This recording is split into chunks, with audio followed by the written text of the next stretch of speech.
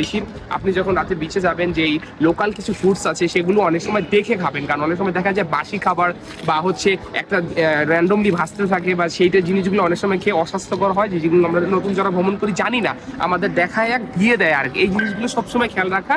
আর একটা বিষয় যেটা আছে সেটা হচ্ছে আপনি যে খাবারটা খাচ্ছেন বা যেই ফুড থেকে নিচ্ছেন ওইটার সাথে সাথে থাকা এবং ওইটার সাথে যে ওই খাবারটাই আপনাকে দিচ্ছে কিনা সেই জিনিসটা খুব সুন্দরভাবে নজর রাখা বা আয়ত্তে রাখা। কারণ দেখা যায় যে আমরা যে খাবারটা নিই সেটা দেওয়ার পরে আমরা যে ফিশটা বা যে হচ্ছে যে খাবারটা মাছটা আমরা দেই সেটা অনেক সময় দেয় না, চেঞ্জ করে দেয়, এরকম অনেক পরিমাণ কমেন্ট পাওয়া যায়। তো ট্রাভেলের অভিজ্ঞতা থেকে এই কয়েকটা টিপস আপনাদের জন্য, যদি আপনারা সুন্দর মতো ভ্রমণ করতে পারেন তাহলে আপনাদের যাত্রা হবে অনেক সুন্দর। একটা বিষয় হচ্ছে ছবি তোলার যে বিষয়টা, এটা আপনারা খুবই ক্লিয়ার করে নেবেন। সেইটার ভোগান্তি এখন প্রায় র্যান্ডমলি হয়েই যাচ্ছে, এটার মানে নির্মূল করা কোনো ওই পাচ্ছি না। আপনি যদি 10টা ছবি তোলেন, ওরা 60টা ছবি তোলে, পরে বলে যে আপনার কি করে যে ছবি যখন তুলছে আপনি যখন ডিলিট করতে বলেন ওর ক্যামেরা থেকে, সে ডিলিট করে না, জাস্ট খালি স্কিপ করে করে করে করে এরকম 20-30টা ছবি দেখে। তারপরে যখন আপনি যখন মেমোরিতে নেন, বাসায় দেখেন, এসে দেখেন যে সেগুলো খোলা হয়েছে বা হয়েছে। যদি আপনার ফোন থাকে তাহলে তো দারুণই। আর ছবি তোলা ক্ষেত্রে অবশ্যই দরদাম করে নেবেন, এটা আপনার জন্য